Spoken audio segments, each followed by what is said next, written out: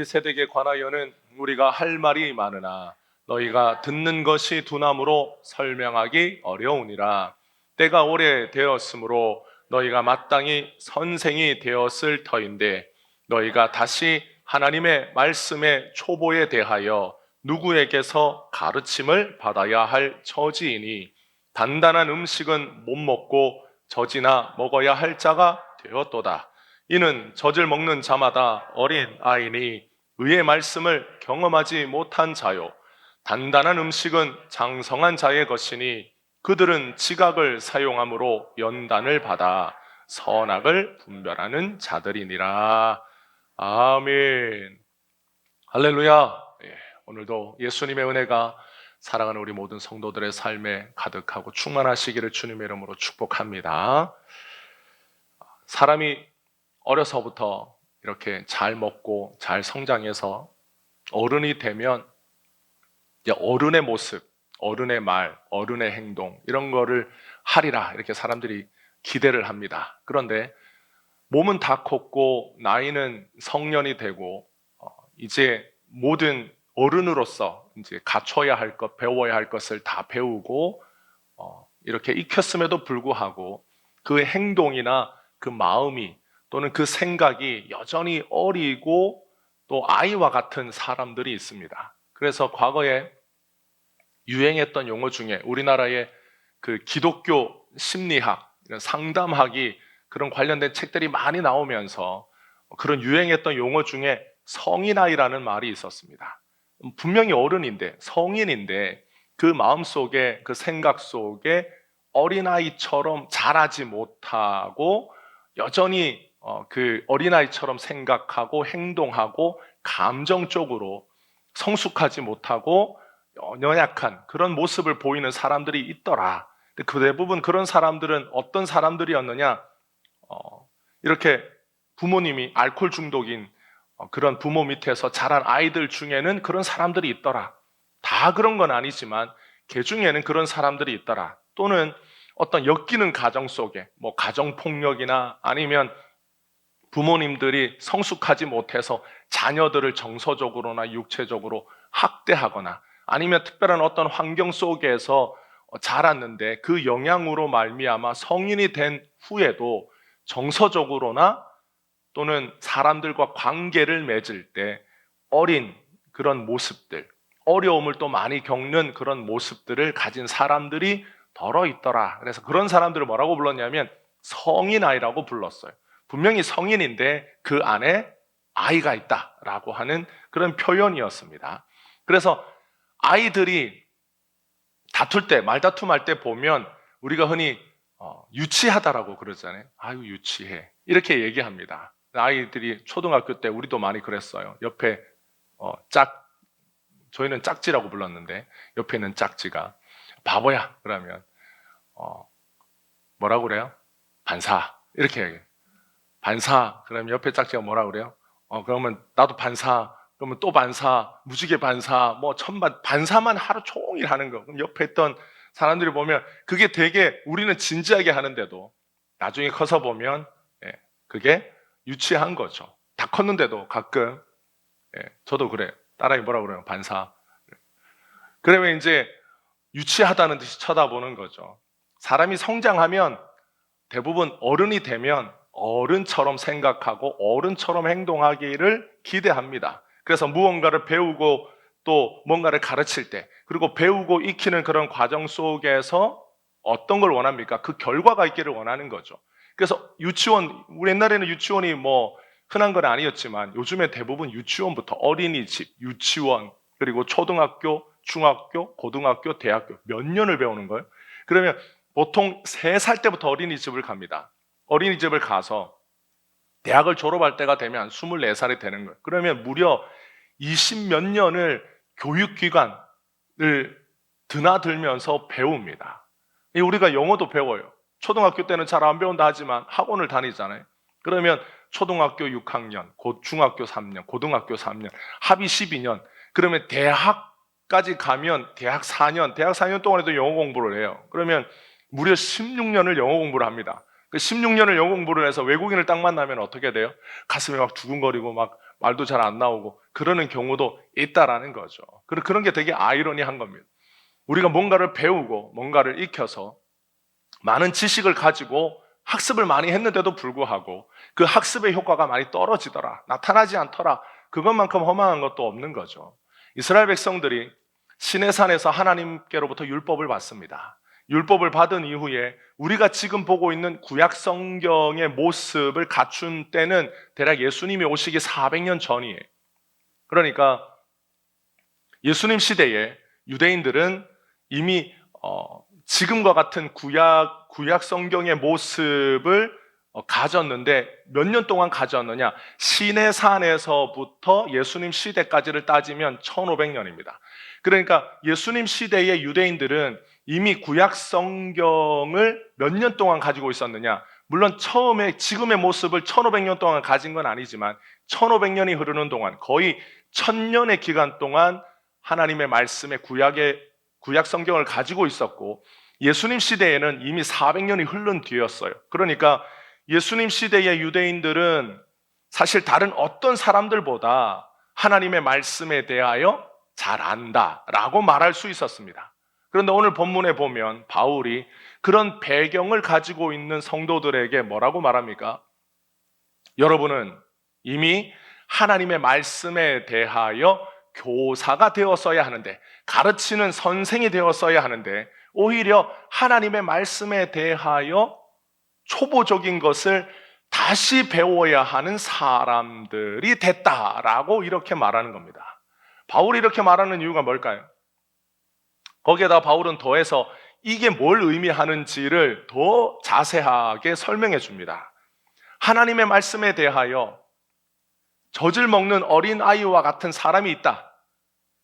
그런데 그에 비하여 단단한 음식을 먹는 장성한 사람도 있다 라고 이렇게 두 부류로 나누어요. 여러분들은 하나님의 말씀에 대하여 가르치는 때가 이미 하나님의 말씀을 지금과 같은 구약 성경을 400년 넘게 가졌고 하나님의 말씀을 시내산에서부터 받은 지가 1500년이 되었으면 이 시기만 따지고 보면 여러분들은 하나님의 말씀을 가르치는 선생님이 되어야 된다. 그런데 여러분들은 선생님은커녕 하나님의 말씀을 다시 배워야 되는 초보적인 유치원 학생들이 됐다라고 이렇게 말하는 거예요. 그러니까 바울이 원래는 뭐가 되었어야 된다는 거예요? 선생님이 되어야 되는데 지금 여러분들은 어떤 모습이다? 유치원생과 같은 모습이다.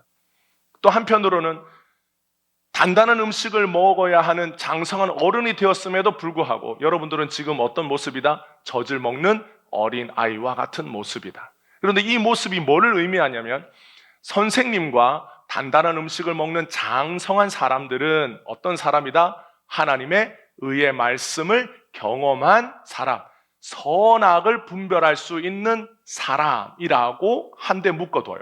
그리고 하나님의 말씀을 다시 배워야 되는 유치원생과 같은 모습, 거기에 젖을 먹는 어린아이와 같은 모습은 어떤 사람이다? 의의 말씀을 경험하지 못한 사람이라고 이렇게 묶습니다. 그러니까 이 세 가지 개념을 각각 묶어서 두 부류로 나눈 거예요.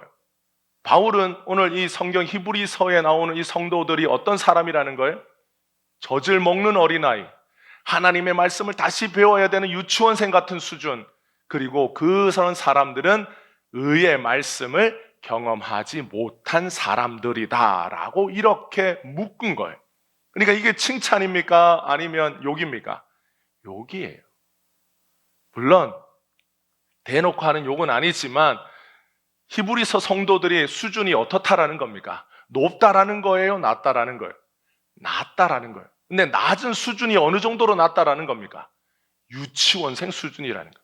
어린아이 수준이라는 거예요. 젖을 먹는 어린아이라는 거예요. 그러니까 젖병 들고 누워서 이렇게 젖병 들고 빨아먹는 아이의 수준이다라는 겁니다. 그런 수준은 아주 낮은 수준이에요. 그런데 지금까지 히브리서 성도들은 유대인으로 살면서 어떤 삶을 살았습니까? 하나님의 말씀이 의의 말씀이라고 믿고 살아왔어요. 그리고 그 의의 말씀이라고 믿고 살았기 때문에 그 율법을 지키기 위하여 어려서부터 노력하고 살았던 거예요. 그런데 바울이 그런 자신들을 향하여 의의 말씀을 경험하지 못한 사람이라고 깎아내리는 거죠. 자신들은 어려서부터 회당에서 하나님의 율법을 배웠습니다. 랍비로부터 배우고 하나님의 말씀을, 이 귀한 하나님의 말씀을 암송해야 된다라고 해서 어떤 사람들은 하나님의 말씀을 암송하고 랍비로부터 하나님의 말씀을 듣고, 그러니까 어려서부터 교회를, 우리로 얘기하면 어려서부터 교회를 다니고 성경을 암송하고 목사님에게 말씀을 듣고 그 말씀을 지키기 위하여 살아왔던 사람들이 누구다? 히브리서에 있는 성도들이다라는 거예요.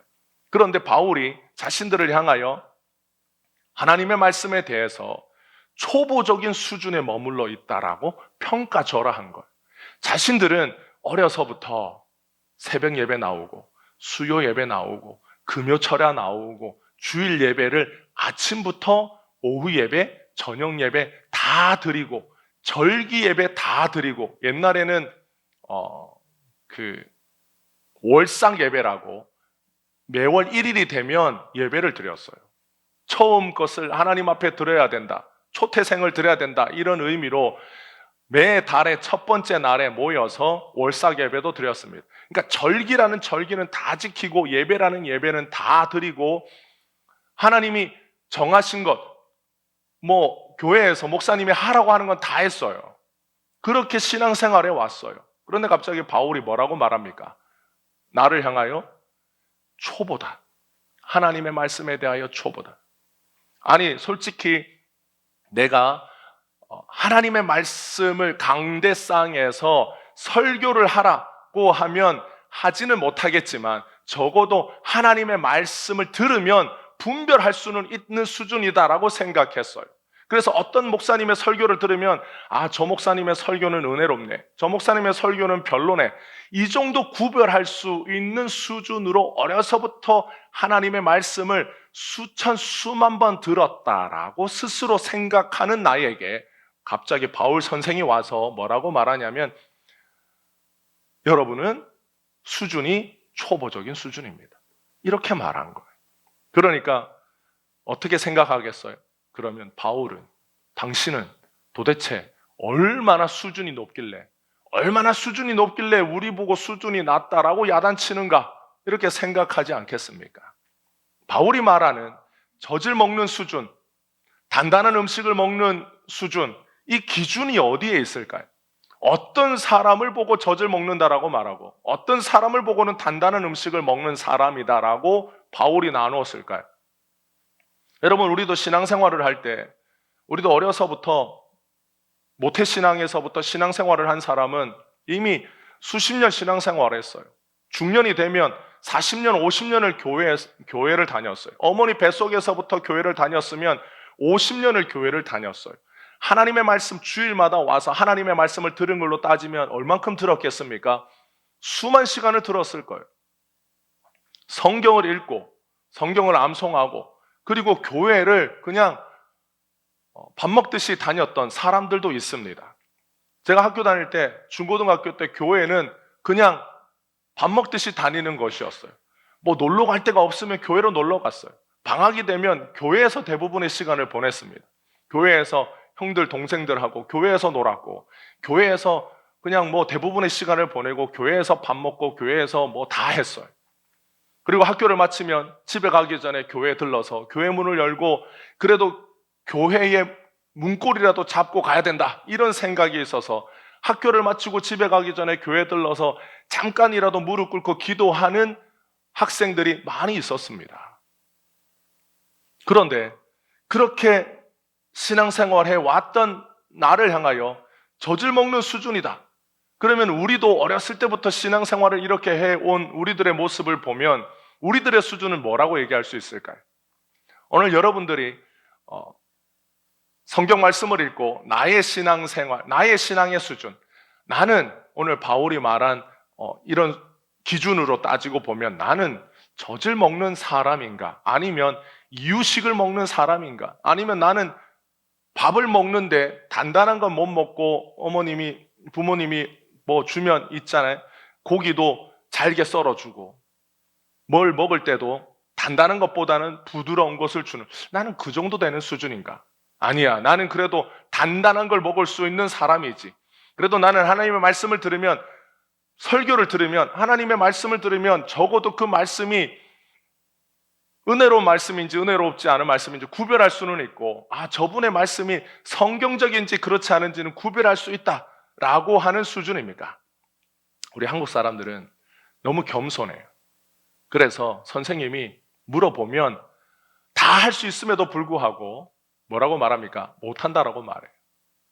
그러니까 우리는 겸손이 사실은 우리 교회를 다니는 성도만이 아니라 우리나라 사람들 자체가 어려서부터 학교에 다닐 때 제가 알아요 라고 말하는 것을 좀 약간 터부시했기 때문에, 알아도 모르는 척 하는 것이 미덕이라고 생각하면서 자랐기 때문에 내가 뭘 할 수 있는데도 불구하고 할 수 있습니까? 물어보면 저 못해요 라고 말하는 것이 먼저 나오는 반응입니다. 그래서 물어보면 여러분들의 수준은 단단한 음식을 먹는 수준입니까? 젖을 먹는 수준입니까? 물어보면 단단한 음식을 먹는 수준임에도 불구하고 내가 단단한 음식을 먹는다고 말하면 또 단단한 음식을 어떻게 먹느냐고 물어볼까 봐 아니요, 저는 젖을 먹는 사람인데요 라고 말하는 거예요.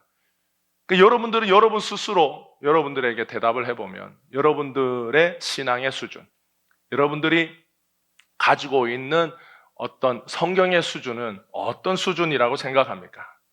그래도 젖을 먹는 수준은 아니지 라고 생각할 수도 있고, 아니면 더 어느 정도, 나는 정확하게는 모르겠지만 어느 정도 어느 쯤에 있지 않을까라고 막연하게 생각할 수도 있습니다. 하나님의 말씀을 잘 아는 것과 의의 말씀, 오늘 바울이 말해 의의 말씀을 경험하지 못한 사람이 있다.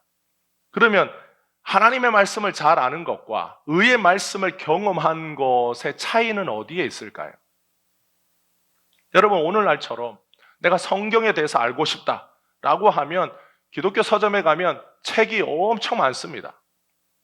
수많은 책이 있고 굳이 서점에 가지 않더라도 우리가 인터넷을 들여다보면 요즘에 AI에게 물어보면 성경에 관한 정보를 찾고자만 한다면 인터넷 세상에 온갖 정보들이 가득해요.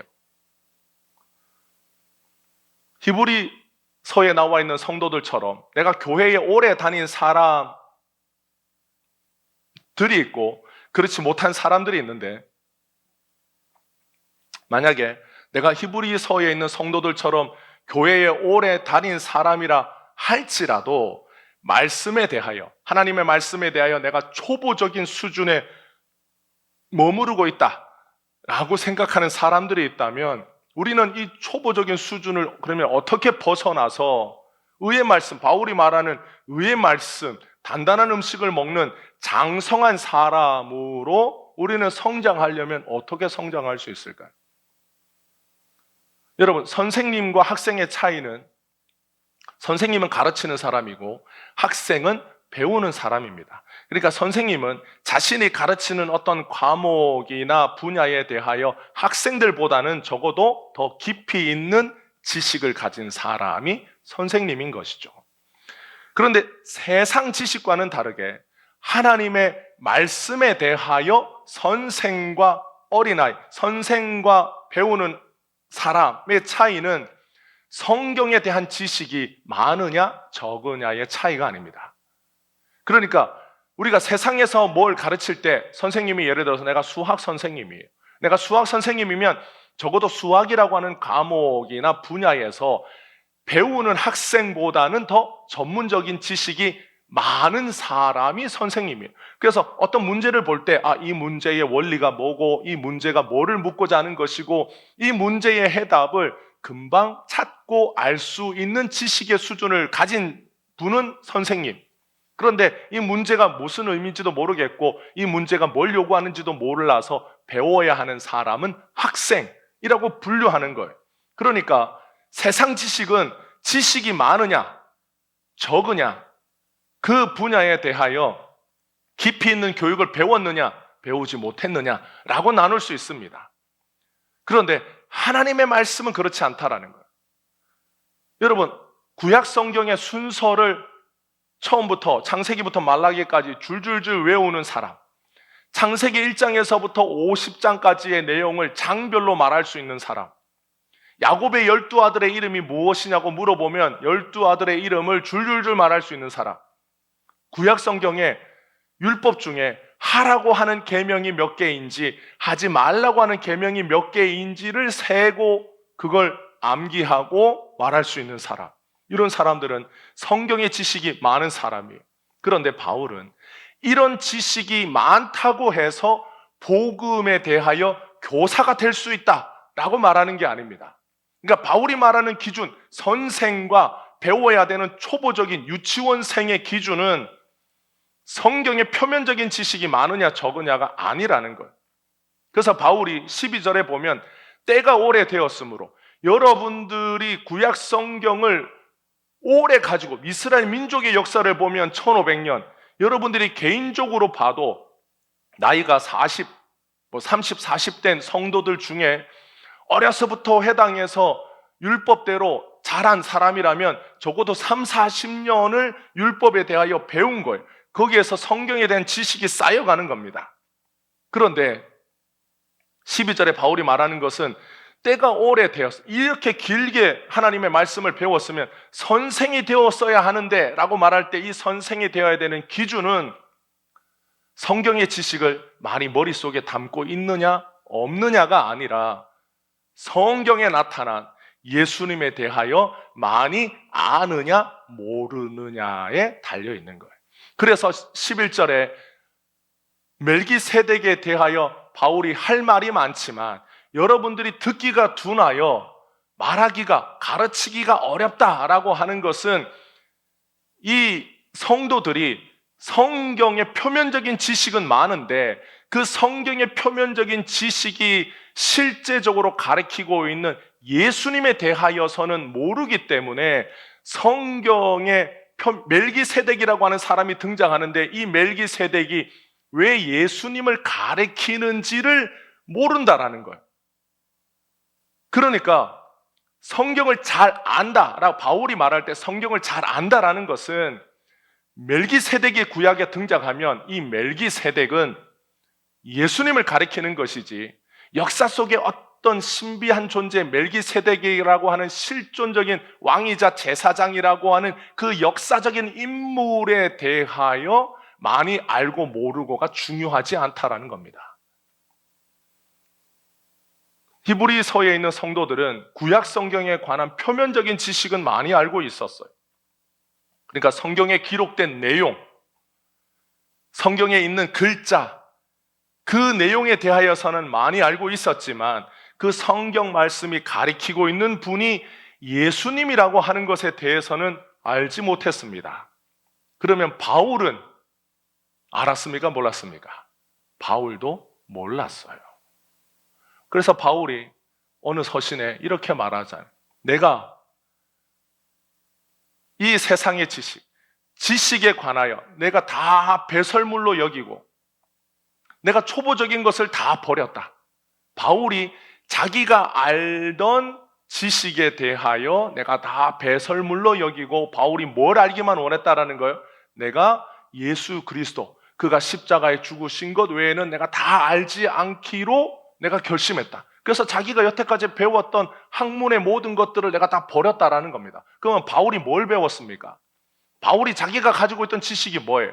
바울은 그 당시에 헬라 문화권에서 가지고 있었던 어떤 선진 문물, 그러니까 어떤 그 시대에 똑똑한 사람들이 배우는 학문의 선진 학문들을 다 익혔던 사람이에요. 그러니까 바울이 성경에 관한 나머지 것들을 다 버렸다라는 게 아닙니다. 바울의 머릿속에 가장 많이 든 게 뭐예요? 구약 성경입니다. 바울의 머릿속에 채워져 있는 수사학, 해석학, 논리학, 모든 학문들은 뭐와 관련되어 있느냐? 구약 성경에 관련되어 있는 내용들이 바울의 머릿속에 가득 차 있었어요. 그런데 바울이 자기가 알고 있던 구약 성경에 관한 모든 지식들을 내가 버리고 내가 예수 그리스도와 그가 십자가에 죽으신 것 외에는 내가 다 배설물로 여긴다라고 말할 때 바울이 그러면 이제부터 나는 성경에 관한 걸 모르고 살겠다, 성경의 지식을 버리겠다라는 게 아니에요. 자기가 이전에 알고 있던 표면적인 지식, 그것을 다 버리고 이 구약 성경이 예수 그리스도에 관한 것이다라는 것을 내가 믿고 그것만 알기로 결심했다라는 겁니다. 여러분, 이 현상은 바울에게만 일어난 게 아니에요. 예수님의 제자에게 먼저 일어났습니다. 예수님의 제자들은 못 배운 사람들이었어요. 예수님 시대에 글을 알고 글을 읽고 쓸 수 있는 사람들이 10%, 15%가 되지 않았습니다. 그러니까 글을 읽고 글을 쓸 수 있다, 그 자체가 이미 지식인이었어요. 근데 예수님의 제자들은 다 대부분 어부였고 글을 모르는 사람들이었습니다. 그런데 그들이 갑자기 예수님을 3년 따라다니고 오순절에 성령을 받고 베드로가 성령이 충만하여 하나님의 말씀을 전하기 시작합니다. 하나님의 말씀을 전할 때 어떤 말씀을 전했어요?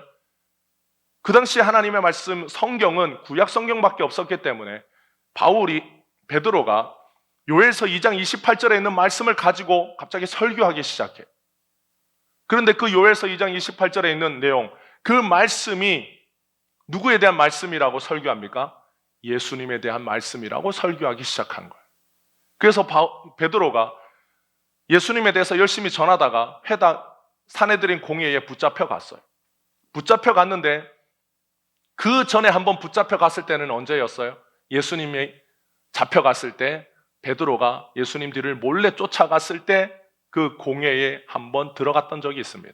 그때는 베드로가 무섭고 떨리는 마음에 예수님을 부인하고 자기의 실패한 자리가 사내들인 공회였어요. 자기가 예수님을 부인하고 욕하고 모른다고 예수님을 버렸던 자리. 그런데 베드로가 그 자리로 다시 잡혀갑니다. 예수님을 전했다라는 이유로. 그래서 잡혀가서 그 무서운 공회원 앞에서 베드로가 설교하기 시작해요.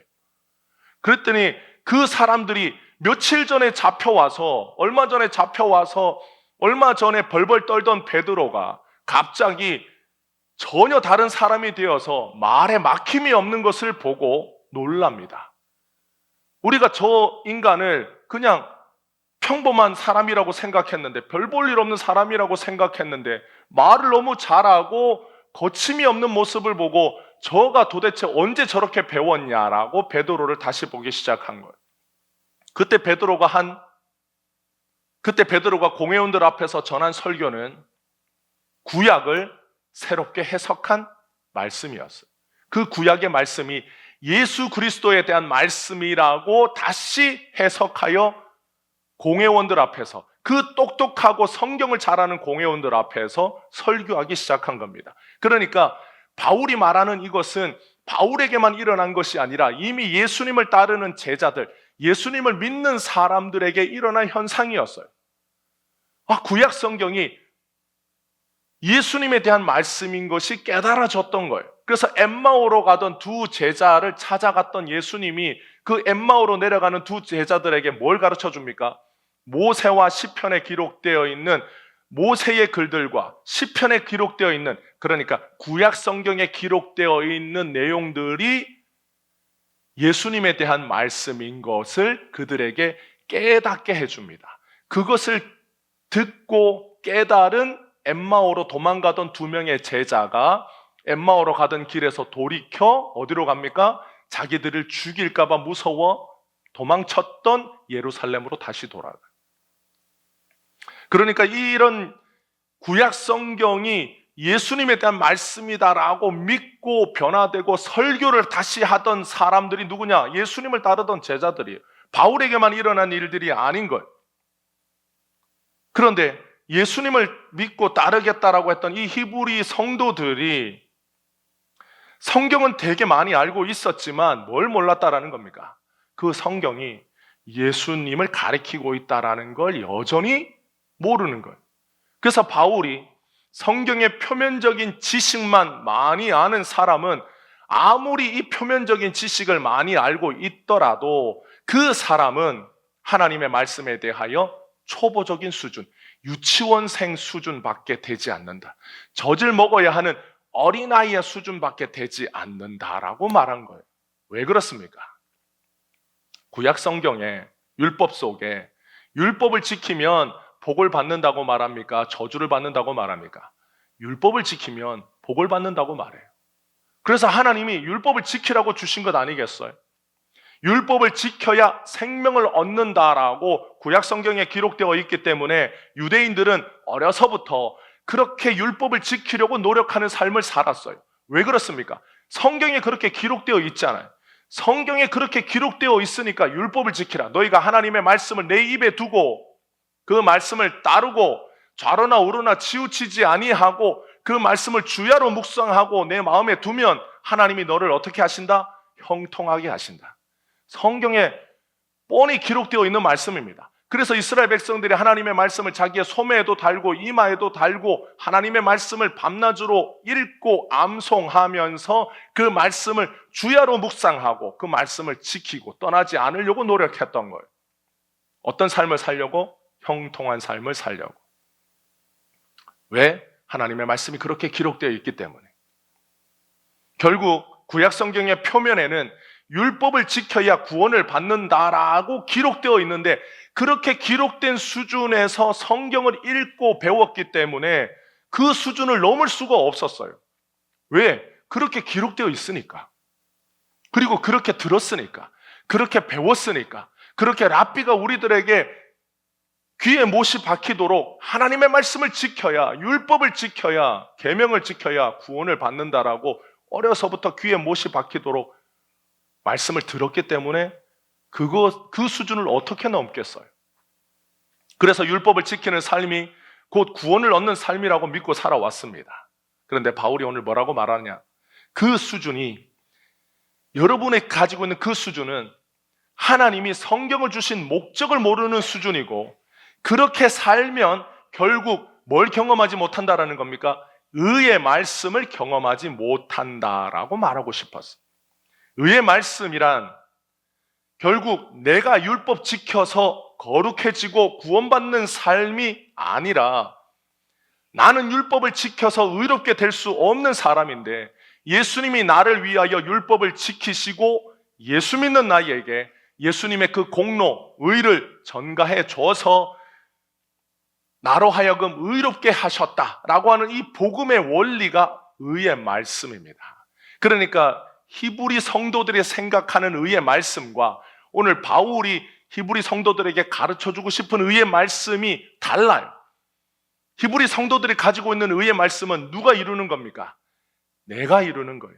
내가 주체인 거예요. 왜 내가 주체입니까? 하나님의 말씀이 나에게 지키라고 주신 말씀이라고 믿으니까 내가 그 말씀을 지켜서 의를 이루어 구원을 받아야 되는 게 마땅한 거예요. 근데 오늘 바울은 그 의의 말씀이 누가 그 의의 말씀의 주체라는 겁니까?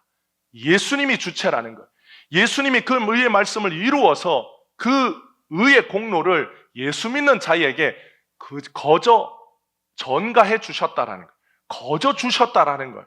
그래서 이 의의 말씀을 경험한 사람은 장성한 사람, 자기가 신앙의 주체가 되고 율법과 계명을 지키는 주체가 되어서 의를 이루어 구원을 받겠다라고 말하는 사람은 유치원생도 못한 어린아이, 젖을 먹어야 하는 수준 의의 말씀을 경험하지 못한 사람이라고 명확하게 나누는 겁니다. 그러면 여기 있는 사람은 구원에 대하여 구원을 얻겠습니까? 못 얻겠습니까? 젖을 먹는 사람, 의의 말씀을 경험하지 못한 사람은 구원을 받을 수 있습니까? 없습니까? 구원을 못 받습니다. 바울이 이렇게 명확하게 두 그룹으로 나누는 이유가 뭐예요? 이 사람도 구원받고 이 사람도 구원받는다라고 하는 것을 말하고 싶은 게 아니에요. 어차피 두 사람 다 구원받으면 뭐라고 이걸 나누겠어요?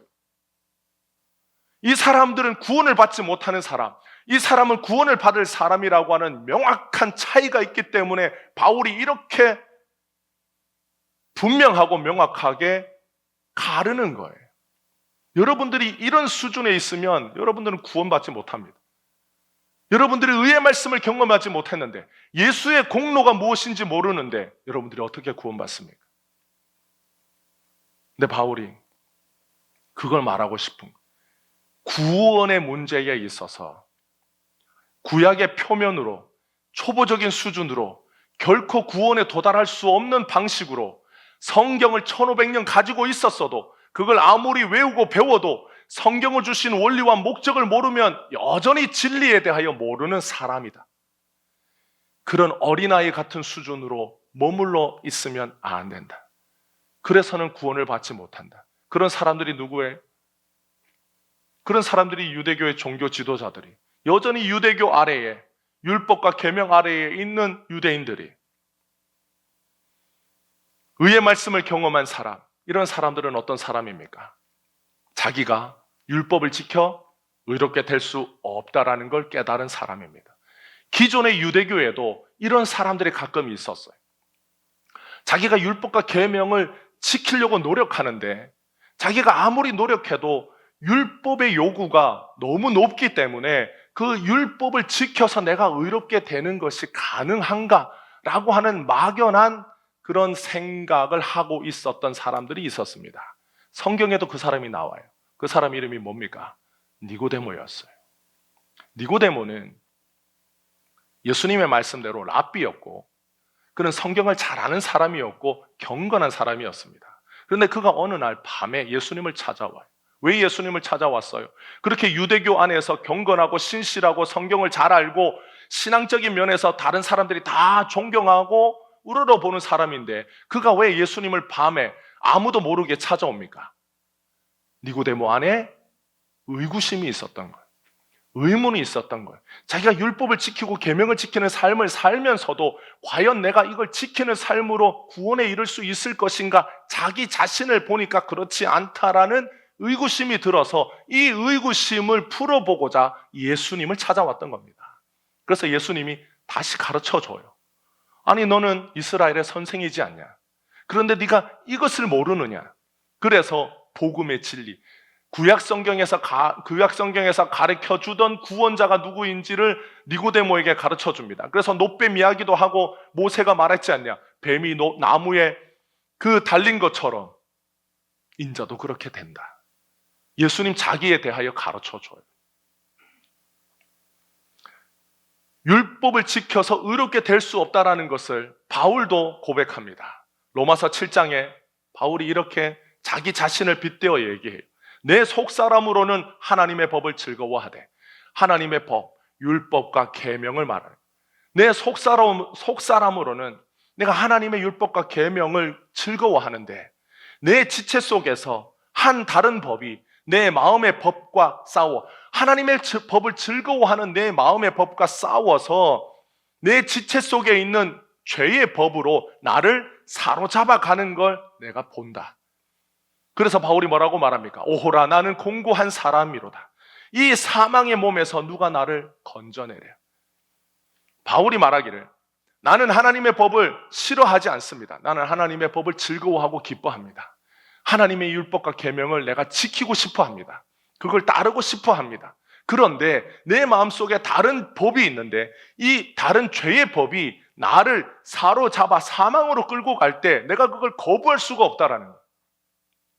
나는 하나님의 법을 지키고 계명을 따르는 삶을 살고 싶은데 내 마음속에 있는 어떤 다른 법이 나를 그것을 기뻐하고 즐거워하는 그 마음을 넘어서서 나를 사망으로 끌고 갈 때 안 된다라고 내가 버티고 율법과 계명을 붙잡을 수가 없다라는 거예요. 그래서 바울이 거기에서 탄식해. 내 자신이 마음으로는 하나님의 법을, 육신으로는 죄의 법을 섬긴다. 마음으로는 따르고 싶으나 육신으로는 죄의 법을 섬긴다. 이 구분을 바울이 뭐라고 말한 겁니까?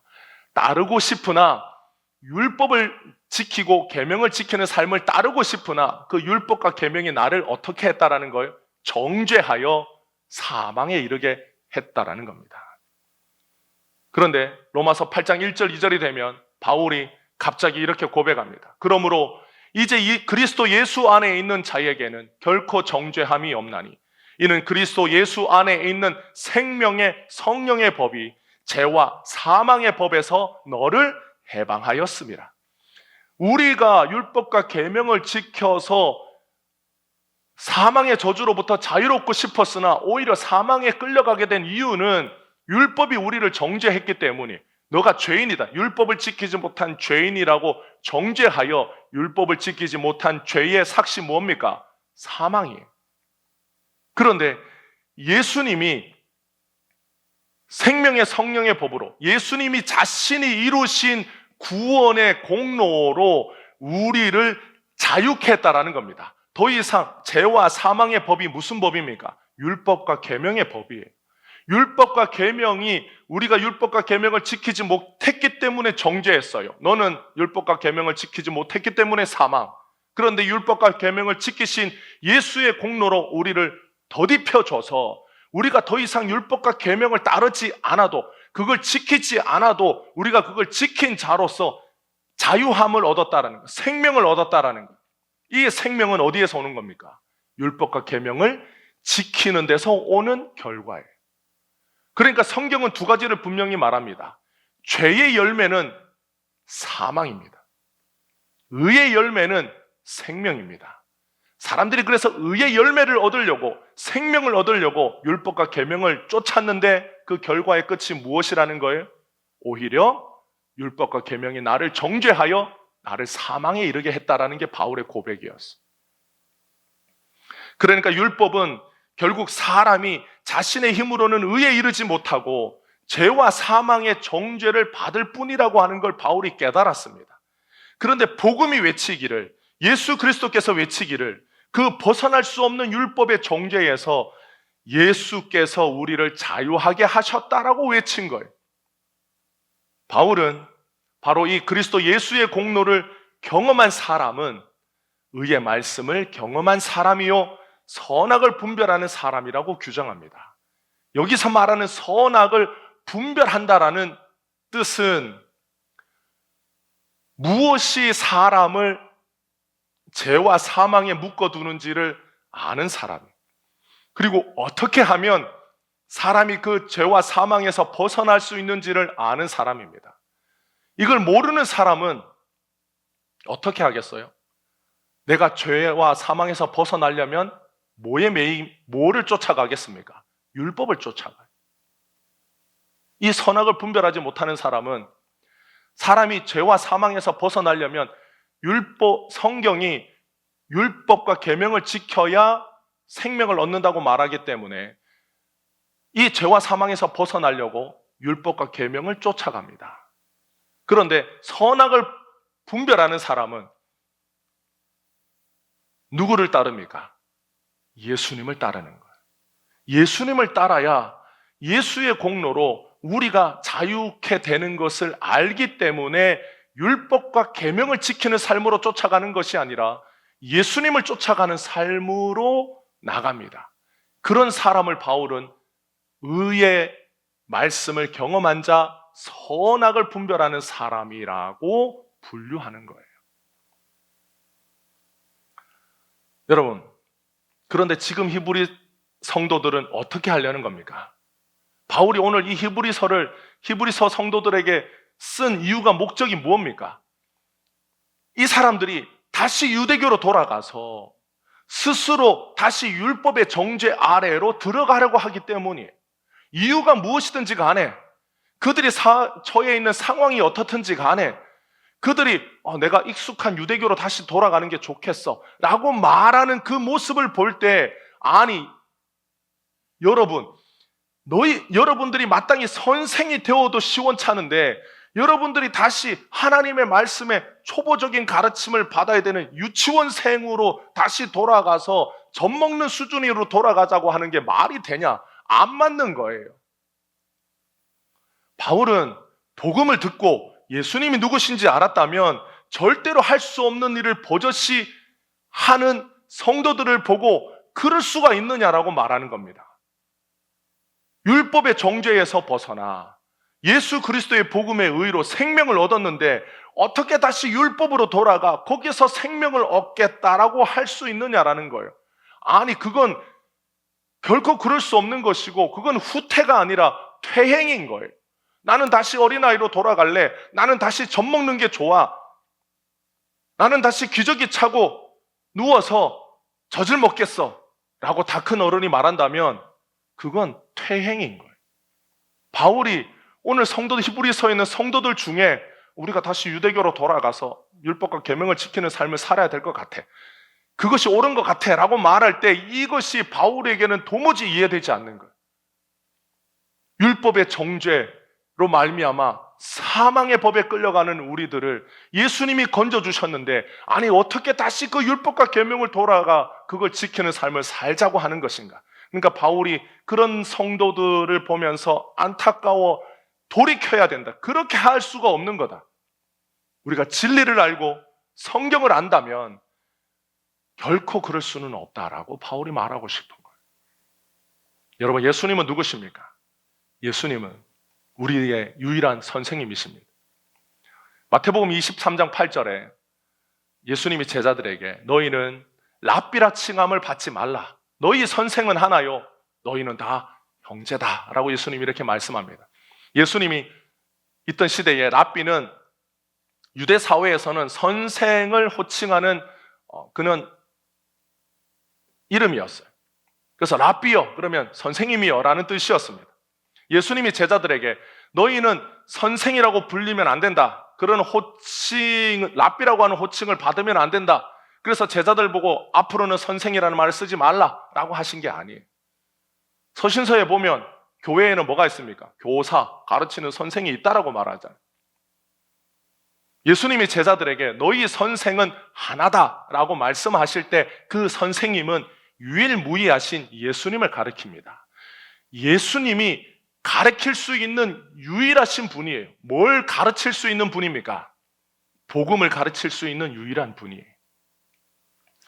예수님 시대에 복음이 무엇인지를 가르칠 수 있는 사람은 예수님 외에는 없었습니다. 예수님 자신이 복음이었어요. 예수님 시대의 모든 선생들은 뭐라고 가르쳤습니까? 율법과 계명을 지키라고 가르쳤어요. 그런데 우리의 유일하신 선생님, 전능하신 하나님이신 예수님이 이 땅에 와서 율법과 계명을 지켜서는 구원에 이르지 못한다라고 가르치시고 예수님을 믿어야, 자신을 믿어야 구원을 받는다라고 가르치신 유일한 분이 누굽니까? 예수님입니다. 예수님 이전에는 누구도 그렇게 가르치지 않았어요. 그런데 예수님이 이 땅에 와서 유일무이하게 예수님을 믿어야 구원에 이른다라고 가르치셨습니다. 그래서 예수님이 유일하신 선생님이, 너희의 선생은 하나이니라 라고 말씀하실 때에 제자들에게, 예수 믿는 사람들에게 구원에 이르는 유일한 길이 예수 그리스도 한 분뿐이다라고 가르치신 선생님은 예수님밖에 없었기 때문에 제자들의 선생은 예수님 한 분뿐이에요. 그 당시에 수많은 선생님들, 랍비라고 불리는 사람들이 많이 있었지만 그들은 율법과 계명을 지켜 구원에 이르라고 가르쳤어요. 그런데 그 율법과 계명을 지키는 삶을 살면 뭘 받습니까? 율법과 계명의 정죄를 받아요. 너는 율법과 계명으로는 절대 구원받을 수 없는 죄인이다 라는 정죄만 받을 뿐이었어요. 그래서 예수님이 제자들의 발을 씻기실 때 요한복음 13장에 보면 예수님이 제자들에게 이렇게 말을 합니다. 너희가 나를 선생이라 또는 주라 하니 너희 말이 옳도다. 제자들이 예수님에 대해서 뭐라고 불렀습니까? 랍비여라고 부르기도 했어요. 선생님이여라고 부르기도 했어요. 그리고 또는 주여라고 부르기도 했어요. 그러니까 예수님이 제자들에게 너희가 나를 부를 때 선생이여, 선생님이여, 랍비여라고 부르는 것 옳다. 그리고 또 나를 주여라고 부르는 것도 옳다. 내가 그러하다. 그러니까 예수님이 제자들의 발을 씻기실 때 내가 너희에게 선생님이기도 하고 주이기도 하다. 왜냐? 예수님은 이 땅에 오셔서 복음이 무엇인지를 가르쳐 주시는 유일무이한 선생님이면서 그 복음의 구원을 이루신 유일한 주님이 되시기 때문에 그러합니다. 가르칠 수는 있어요. 예수님께 복음을 듣고 이제 제자들이 세상에 나아가서 복음을 가르칠 수는 있습니다. 그런데 제자들이 주는 될 수가 없어요. 그들이 구원자는 될 수가 없습니다. 왜 그렇습니까? 예수님이 유일한 구원자이시기 때문에.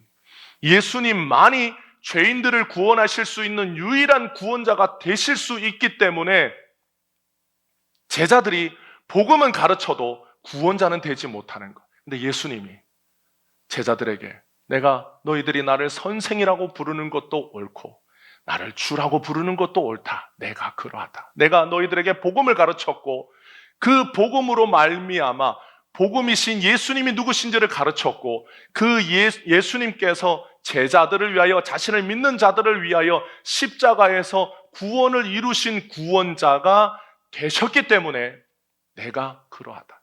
내가 너희들에게 구원이 무엇인지를 가르쳐주는 선생이면서 그 구원을 이루는 구원자이다. 그래서 예수님이 제자들에게 내가 주와 또는 선생이 되어 너희 발을 씻었으니 너희도 서로 발을 씻어주는 것이 옳으니라. 그러니까 너희들이 내게 듣고 배운 것을 너희들도 세상에 나아가서 전하라는 거예요. 뭘 전하라는 겁니까? 예수님이 우리에게 구원을 가르쳐 주신 분이시고 그 구원을 완성하신 분이라는 걸 세상에 나아가서 너희도 전하고 외치라고 제자들에게 예수님 말씀하신 겁니다. 그러니까 예수님은 지금도 우리들 안에서 주와 선생이 되어 우리들에게 복음을 가르쳐줘요. 우리들에게 구원을 이루신 구원자로서 역사하고 계십니다. 그래서 그 예수님을 경험한 자, 그 의의 말씀을 경험한 사람은 예수님 안에서 담대하게 살도록 주님이 오늘도 일하고 계시는 거예요. 그 예수님이 우리의 유일한 선생님이시면서 그 예수님이 우리의 유일한 구원자이십니다. 그래서 여러분들이 스승의 날에 감사할 때 우리의 유일한 선생님은 누구라고 우리가 다 같이 고백합니까? 예수님이라고 고백하는 거예요. 예수님이 이 땅에 오셔서 가르쳐 주시지 않으면 누구도 깨달을 자가 없기 때문입니다. 그런데 예수님이 자신을 유일무이한 선생님이라고 말씀하실 때 유대교의 랍비들은 예수님을 보면서 비웃을 수밖에 없었어요. 유대교의 바리새인들은 그냥 단순한 종교인이 아닙니다. 그들은 율법을 깊이 아는 사람들이었고 구전으로 내려오는 전통을 연구하고 해석하는 전문가 집단이었어요. 그러니까 바리새인들의 집단을 지금 이 시대에 어떤 사람들과 비유할 수 있느냐? 법학 전문 대학원, 우리가 말하는 로스쿨의 교수들 수준인 거예요. 헌법에 대하여 능통한 헌법학자들이고 박사급의 전문 지식을 가지고 있는 법률가들이 바리새인들이었습니다. 그리고 바리새인들과 한 축을 이루는 사두개인들은 어떤 사람들이었느냐? 그들은 귀족의 가문과 혈통으로서 기득권 정치 세력의 한 축을 가지고 있었던 사람이에요. 그들은 재력으로 성공했던 부류의 사람들입니다. 그러니까 돈이 많은 사람들이었어요. 그래서 사두개인들은 지금의 시대로 따지면 세습, 재벌 3세 정도 되는 계층이 사두개인 계층이에요. 그들은 정치와 경제의 상류층에 속한 사람들이었고 행정의 전문가였기 때문에 지금으로 말하면 엘리트 고급 고위 공무원 정도 되는 사람들입니다. 적어도 2급 이상 1급, 2급을 다투는 행정 전문가들이었어요. 굳이 학벌로 따지면 행정학 박사 이상 되는 사람들이 사두개인이었어요. 그러니까 바리새인과 사두개인이다 라고 하면 예수님의 제자들은 그 사람들과 비빌 수가 없었어요. 예수님의 제자들은 글을 모르는 사람이 태반이었고 글을 읽을 수도 없었어요. 어부들이었어요. 돈도 없었어요. 그냥 아무도 아니었어요. 그냥 노바디였어요. 성경에 대하여 토론할 수 있는 수준이 안 됐어요. 그래서 예수님이 그런 바리새인과 사두개인들 앞에 설 때 바리새인들과 사두개인들은 예수님을 볼 때 대부분 예수님을 밑으로 봤습니다. 별것 아닌 주제에 가진 거 학벌이라고는 아무것도 없는 주제에 그냥 좀 하나님 말씀 전할 때 좀 잘 전하는 것 같긴 한데 그래도 우리가 가지고 있는 스펙에 비하면 제자들 보면 비빌 수나 있나? 견줄 수나 있나? 우리를 보고 눈이나 뜰 수 있나? 그렇게 생각하던 수준이었습니다. 복음의 진리가 성경의 내용을 많이 외우고 해석하는 지식의 양이 아니라 성경이 가리키고 있는 예수님을 아느냐 모르느냐에 달린 것인데 그걸 아는 사람이 아무도 없었어요. 결국 예수님을 죽인 사람들은 어떤 사람들입니까? 자기가 가지고 있는 지식과 학벌을 내세우고 성경에 대하여 나는 장성한 사람이다. 내가 다 이룬 사람이다. 그런데 의의 말씀을 경험하지 못한 젖을 먹는 어린아이와 같은 사람들이 예수님을 죽인 것. 성경에 대하여 아무것도 모르는 사람들에게 예수님이 죽임 당한 것이 아니라 나는 성경에 대하여 많이 알고 있다라고 말하는 사람들에게 모함받고 십자가에서 죽으신 분이 예수님이. 여러분, 복음은 표면적인 지식이 아닙니다. 성경의 겉의 내용을 많이 알고 있는 것이 복음이 아니에요. 복음은 예수 그리스도에 관한 지식이. 복음의 진리는 사람의 지적 활동으로 이루어진 게 아닙니다. 이 세상의 지식을 우리가 일반 계시라고 부르고 성경의 진리를, 예수님에 대한 진리를 특별 계시라고 부르는 이유는 성경의 진리, 그러니까 예수 그리스도에 관한 진리는 사람의 지적 활동의 결과가 아니기 때문이. 만약에 그랬다면 바리새인이나 사두개인처럼 그 시대에 최고의 교육을 받은 사람들이 성경을 보고 깨달았으면 예수님이 성경이 가리키는 구원자라는 것을 몰랐을 수가 없어요. 그런데 예수님은 비록 성경에 예언되고 기록된 분이지만 예수님에 관한 지식은 비밀이었기 때문에 이 비밀을 가르쳐 줄 수 있는 분이 오셔서 가르쳐 주어야 듣고 깨닫는 자가 있는 겁니다. 그래서 이디오피아 내시가 성경을 읽었어요. 예루살렘에 왔다가 절기를 지키고 자기 나라로 돌아가는 길에 자기의 마차 안에서 성경을 읽고 있었어요. 그 내시는 그 당시에 고위직이기 때문에 성경을 읽는데 그때 빌립이 찾아와서 묻습니다. 말씀을 깨닫느냐?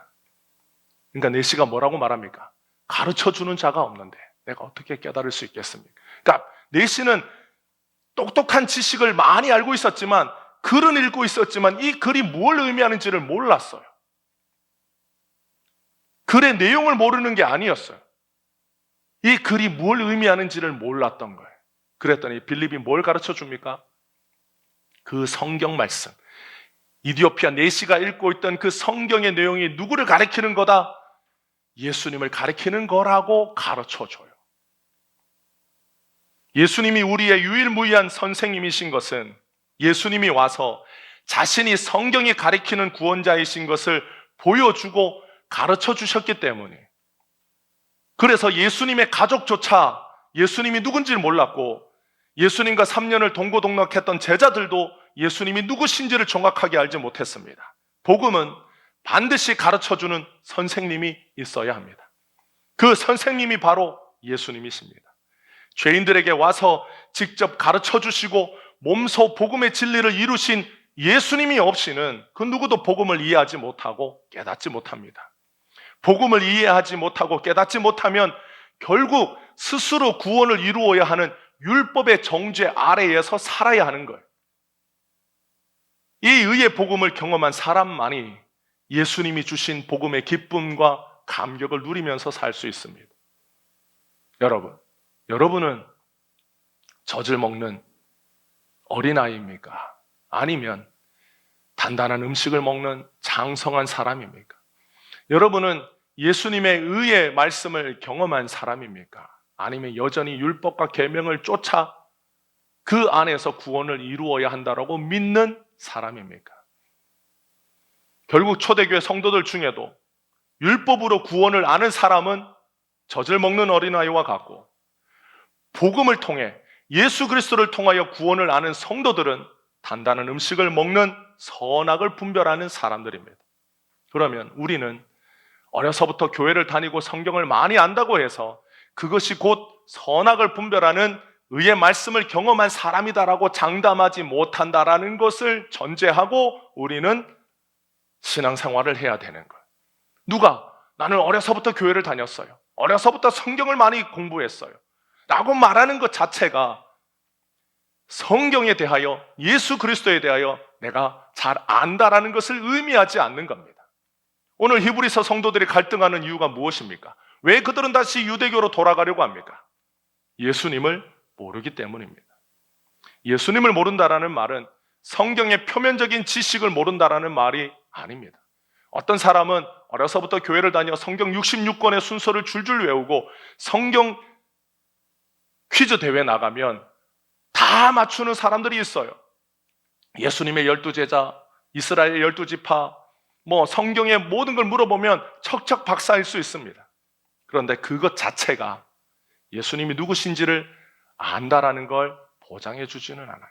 여러분, 한국교회 초대교회 때 우리나라 복음이 처음 들어왔을 때 우리나라도 문맹률이 높았어요. 글을 모르는 사람이 대반이었어요. 한글을 모르는 사람도 많았어요. 그런데 그들 중에는 예수님을 만난 사람이 있습니다. 누군가 복음을 전할 때 예수님을 믿으면 구원을 받는다고 말할 때 예수를 믿는 사람들이 있었어요. 그래서 성경을 읽어주는 목사님의 말씀을 듣고 성경을 외우고, 찬송을 부를 때 그 찬송가의 글을 읽을 수가 없어서, 옛날에 우리 찬송가는 악보가 없었고 대부분 뭐만 있었어요? 글만 있었어요.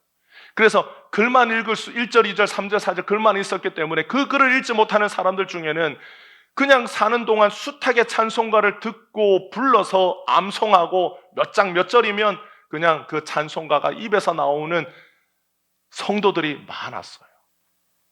그들은 성경을 읽지 못했지만, 성경에 관한 내용을 많이 알지 못했지만 자신이 만난 예수님이 누구신지를 말할 수 있는 성도들이었습니다. 그래서 자신의 삶에 역사하시는 예수님이 누구신가? 그분은 어떤 분이신가? 자신의 삶에 그 예수님은 어떤 가치가 있는가? 그 예수님이 얼마나 좋으신 분인가?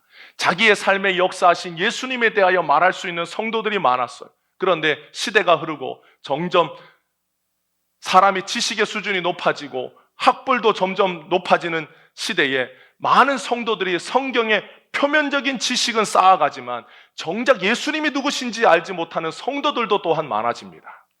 왜 그렇습니까? 예수님을 알지 못하면 어떤 일이 일어납니까? 히브리서의 성도들처럼 다시금 인간 중심의 신앙으로 돌아갑니다. 자신의 힘과 노력으로 율법과 계명을 이루려는 열심으로 살아가려고 합니다. 똑같이 열심히 달리는 사람이 있어도 어떤 사람은 자신을 위하여 달리는 사람이 있고 어떤 사람은 예수님을 향해 달리는 사람이 있어요. 여러분, 올림픽에 보면 마라톤을 하는 사람들이 있어요. 똑같이 열심히 달려요. 그런데 어떤 사람들이 달리는 모습만 보면 다 같이 훌륭하지만 어떤 사람은 그 중심에 자기 중심의 신앙이 있다라는 것, 어떤 사람은 그 안에 예수님 중심인 사람이 있다라는 것. 겉으로 보면 다 달리지만 그 끝에는 자기의 영광이 있느냐 예수님의 영광이 있느냐가 달라요. 히브리서의 성도들은 다시 사람 중심의 신앙으로, 율법과 계명의 중심의 신앙으로, 자기의 노력과 열심으로 돌아가 자기가 구원을 스스로 이루려는 삶을 살아야 된다라고 돌아가고 하자는 거예요. 근데 바울은 그 끝에는 생명이 없다라는 걸 가르쳐주고 안타까워하며 그렇게 하면 안 된다라고 말하는 겁니다. 오늘 우리는 바울이 와서 오늘 우리들을 보면 뭐라고 말할까요? 바울 선생이 와서 오늘 우리들에게 예수님에 대하여 말한다면, 우리들의 신앙을 다시 돌아보고 바울 선생이 우리에게 오늘 이 시간에 이 자리에서 주님의 말씀을 전한다면 어떤 말씀을 전할까요? 예수님이 내게 주신 구원의 복음은 이 세상 그 어떤 것으로도 살 수 없는 가치가 있습니까? 이 진리의 복음을 깨닫고 믿게 하신 분이 예수 그리스도가 유일하신 것을 믿습니까? 예수님이 여전히 나에게 복음의 진리를 깨닫도록 은혜 베풀고 있음을 여러분은 감사하고 사십니까? 우리들에게 몇 가지 신앙의 질문을 주면서 우리가 이것을 가슴에 담고 내가 걷는 이 구원의 길에 신앙의 주체가 내가 아니라 나를 이끄시는 예수님이심을 믿고 고백하도록 오늘 우리들에게 말씀을 전하지 않겠습니까? 사랑하는 성도 여러분, 오늘 우리들의 신앙의 주체는 예수님입니다. 오늘 우리들에게 여전히 유일하신 선생님으로 우리에게 복음의 진리를 가르쳐 주실 수 있는 분은 예수님밖에 없습니다. 그래서 우리가 내 중심으로 내가 노력하고 내가 이루어야 되는 삶의 신앙이 아니라 예수의 공로가 전부인 것을 깨닫도록 주님 오늘도 우리에게 역사합니다. 이 은혜를 깨닫는 성도들은 주님을 위하여 달려도 전심으로 달립니다. 이 감격으로 사는 성도들은 자신의 삶에 어렵고 힘든 일이 찾아와도 예수님의 놀라우신 그 은혜와 능력을 믿음으로 싸워 이겨낼 수 있습니다. 그것이 의의 열매를 경험한 성도의 능력이고 예수님이 주시는 능력입니다. 오늘 이 능력으로 사는 우리 모두가 되기를 바랍니다. 이 능력을 힘입어 예수님 안에서 주님을 위하여 달려가는 우리 모든 성도들이 되시기를 주님의 이름으로 축복합니다. 기도하겠습니다. 사랑이 많으신 주님, 우리가 아무리 성경을 많이 읽고 찬송을 많이 부르고 기도를 많이 해도 그 모든 신앙의 주체가 내가 아니라 예수님이신 것을 잊고 살지 않도록 오늘도 우리에게 찾아오셔서 말씀하심을 감사합니다. 이것을 깨닫도록 하신 분도 예수님이요, 믿고 살아가도록 역사하시는 분도 예수님이요, 나의 나된 것이 모두 다 예수 그리스도의 은혜라고 고백했던 바울처럼 우리 모두도 나의 나된 것이 다 주님의 은혜라고 고백하며 주님께 모든 영광을 드리오니 주님 홀로 영광받아 주옵소서. 의의 열매를 경험하며 주의 말씀을 먹을 때마다 예수님의 말씀이라고 먹으며 예수님을 주목하고 주님께 달려가는 성도들에게 오늘도 크고 놀라우신 주의 능력으로 역사하여 주셔서 우리의 삶의 모든 것을 주님이 인도하심을 믿고 담대하게 살아가도록 역사하여 주옵소서. 오늘도 우리의 생명이요 의의 열매가 되신 예수님의 이름으로 기도하옵나이다. 아멘.